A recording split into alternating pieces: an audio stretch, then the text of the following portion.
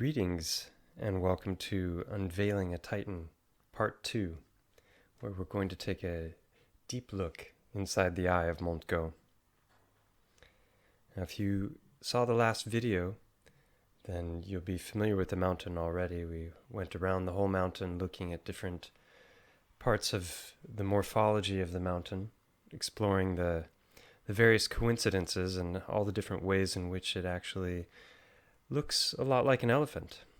And as promised, today we're going to take a deep look inside the eye of Montgo. So when I first got on this subject, I already had some ideas in my mind about different rocks that I'd seen that I thought were pretty curious. But the first thing that popped into my mind was the cave itself. And so I figured, well, I will take a look inside with new eyes, because I'd already been in the cave on a few different occasions, and I always thought it was pretty fascinating just being there and looking around. But when I started to think about it from an anatomical perspective, I became even more curious, and I started to compare what I was seeing on the outside with anatomy of elephants and skeletons. And what I found was truly astonishing. Now, the first and most obvious thing when we look at the mountain from a distance is that the eye is perfectly placed in relationship to the shape of the head. Having said that, there are also very large variations in head shapes between the different species of the elephants. If we just take a look at a video here going back through the history of what we know about the different elephants, you can see that the heads change dramatically in shape, and Montgo may be something in between these two shapes, for example. If we look at a couple of skulls side by side, we can really get a sense of how different they are depending on the species. Here you can see that the sutures are all very clearly defined, whereas here they're basically sealed up and you can get the hint of one here, but you're not really seeing the sutures. But this is going to be very helpful for us as we look closer at the eye. So let's do that now. All right, so if we look at these side by side, already there's some similarities that start to emerge. You can see that there's the shape of an eyebrow here, or an eyebrow ridge. I don't know if elephants have eyebrows. And here you can see a crack coming down, and that may be this shape right here, perhaps. And even here there's the hint of a crack coming up. And if we look at that, that may be there. I ended the last video talking about the infraorbital foramen, which you see here. And let's look at some pictures of that more closely. So again, infraorbital foramen and infraorbital foramen. Looking from just outside the entrance to the cave and looking straight through from one side to the other.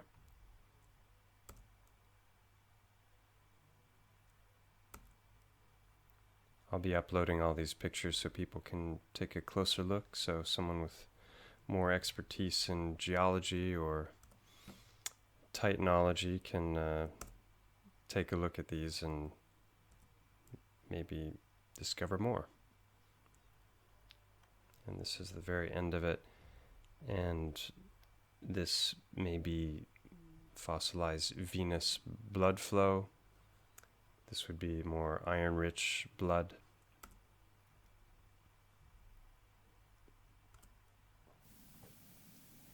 And here we'll get an interesting look. This is the Nasal Pathway.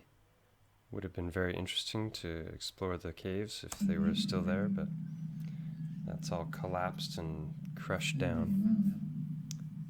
And here we get an excellent view for what we're going to be looking at today. So this is the supraorbital fissure, which is where the optic nerve goes. There's a crack in the cave, which you'll see in a second. That's right there. You can see here the line that I was showing on the other skull, This is the temporalis fossa, and then these are the lower fissures, which also permit the blood vessels and the nerves to pass. Okay, so this is human, obviously, but you can see the different colors that help to delineate where the sutures go. And this particular suture here is very important. This fissure is important, as is the suture across here, and then these down below. You can see again this crack here.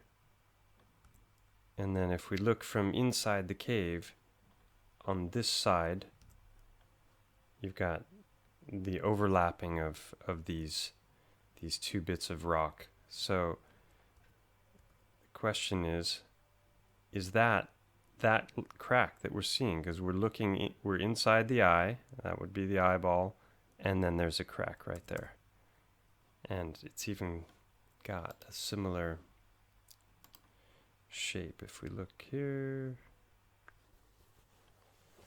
Okay, so if you see this crack coming along, it kind of does a little jog up and then back down, and this crack here does something similar, and it's in the exact same location in relationship to this eyeball, and if this is an eyeball, it's right where it should be. So this is what I believe to be the superior orbital fissure where the optic nerve goes. You can see in the elephant's skull here, and then this is coming up in exactly the same location. This is a human eye, but this will give a good idea of what we're looking at as far as the structure. So you have the openings for the blood vessels, for the nerves, and the attachments of the muscles, and then you can see there's a drop off here as it goes down, and then an opening here, and these exist inside of the cave. Let me show you more of the internal structure of the cave and how that corresponds to anatomy. Obviously this isn't an elephant's head, but it's the best tool that I've found to show you what I want to show you. You can remove the different parts of the anatomy that you want to get rid of, and so we'll just look right at the bones right now. The human head has 29 bones. I'm guessing that the elephant head has the same amount or similar. I haven't been able to find the exact number, and there are no tools like this for examining the elephant head, but the general structure is the same. If we look at this picture here, you see the different colors and you see the sutures. There's 7 different bones that make up the eye socket, and I imagine it's similar for the elephant. So you can click on the different bones and it'll show you exactly where they're connecting in the sutures. And more interestingly, you can look at it in 3D and you can see the supraorbital fissure. This is where the optic nerve would come. There's a other little crack down there, which corresponds to what we find in the cave.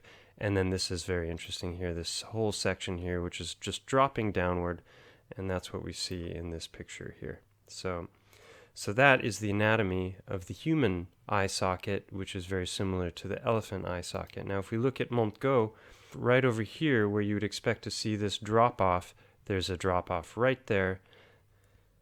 Now, Google Earth is fantastic for showing you amazing views, but when we get into the cave, there's a lot of artifacts. So this section here has not been filled in. This is all just kind of a blob. But what we're looking at here in this picture is this section right back behind in here. So I'm standing on one side and we're seeing these caves that are dropping down at about a 40-degree angle. And here I'm looking back to where I took the first picture from. This is looking at the right-hand side of the cave as you're looking from the inside out. See these big boulders which have fallen down, but some are anchored below. On the left side and the suture that I showed before. Back there are small caves you can get into, and they connect with larger caves. And that's looking down into one of the entrances that go deeper into the cave. And this, I believe, is the Infraorbital Fissure.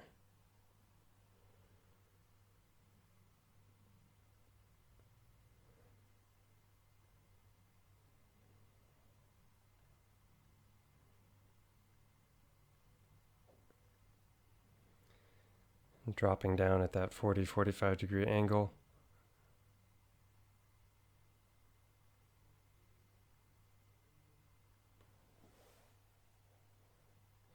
And there's an entrance to a smaller cave there. And here's looking up inside the infraorbital fissure.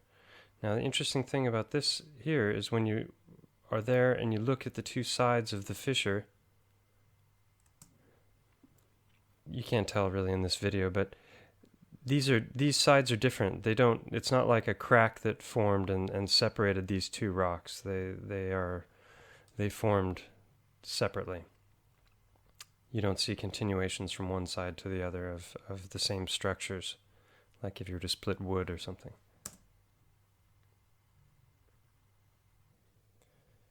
So, are you wide-eyed yet? So just a reminder that what we're looking at is essentially this section all through here, and this bone here would have broken off and is not present. So if we look again, all of those caves going down at an angle, they're basically following this line around, and then we have a big crack right there where you would expect it to be. And just to compare the structures again, this one and that one. I just want to add a little section here just to show another part of the entrance into the deeper portion of the cave in the eye. You can see this looks almost like something that grew. Doesn't look like a product of erosion to me. And if we compare it to a cross-section of an artery, vein, and nerve, we see that there's different tissues here and all these different layers, and to me it looks a lot like what I'm seeing here. This might be this stuff. I'll leave that to somebody with more expertise to judge.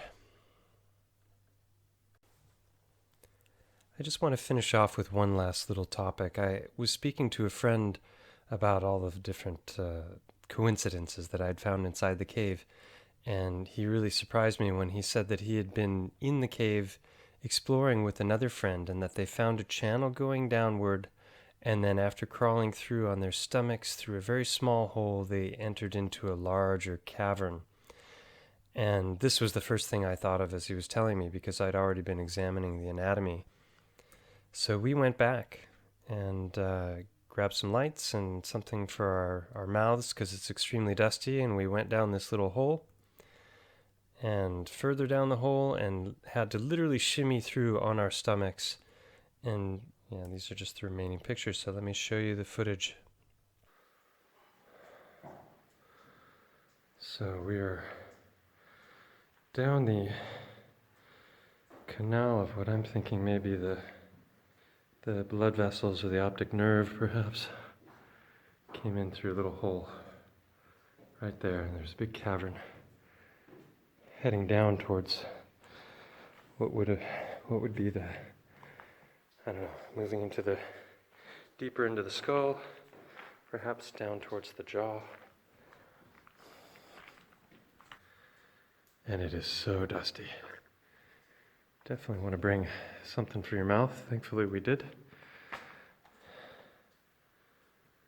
And it's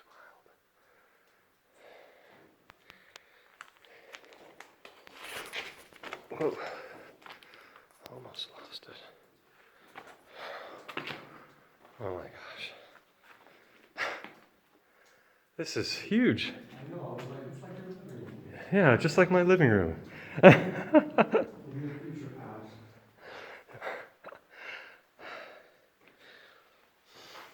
A lot more lighthouse Yeah. Next time we'll come with one of those military-grade flashlights. So this is where it ends. Does it? Wow, what a cave. Broken stalactite. And then there's a little something up there. Something down there. Nothing. Just ends. So that was a deep look into the eye of Montgo. Hope you enjoyed the journey. Found the coincidences to be more than just coincidences. On the next video, I'll be looking very closely at what I believe was once the ear of Montgo. And if the study of the eye didn't give you goosebumps, then I promise that the study of the ear will. So what do you think? Am I suffering from the most advanced case of pareidolia that the world has ever seen? It's a long list of things that are conspiring to make me look like a fool if that's the case. Either that or what we're seeing is what it actually appears to be, which may be a giant Titan elephant. I'll leave that up for you to decide. Until next time, when we have part 3 of Unveiling a Titan, a deep look into the ear of Montgo.